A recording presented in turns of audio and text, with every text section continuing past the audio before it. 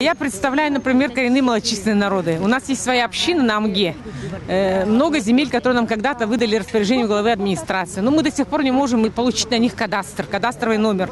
И беспокоимся о том, что это земли очень богатые. Там когда-то были и золото искали.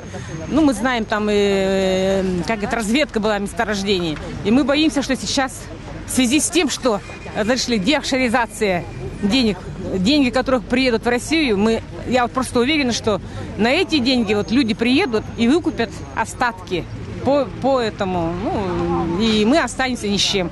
Мы не сможем там не пасти своих оленей, даже у нас их сейчас уже нет. Не сможем там добывать пушнину. Мы за это очень беспокоимся. Я вот по поручению общин Салданского района выступаю. Кырбыкан, Буяга, 2 общины точно. По закону там же еще такого нет. Сказано, что как вот к лесному фонду, я сама читала закон, конечно, посмотрела, но там очень много таких вот, как скажем, в общем, что можно обойти. И есть очень много моментов, из-за которых мы можем остаться без земель. С поправками надо будет посмотреть, какие поправки. Просто мы боимся, что, может быть, сейчас земли продадут, там раздадут. Я не хочу, чтобы наши земли раздавали, и эта земля досталась нам от наших предков. Вообще регион 14-й, да, Республику Саха, убрать от этого. Не внести в этот закон. Вот.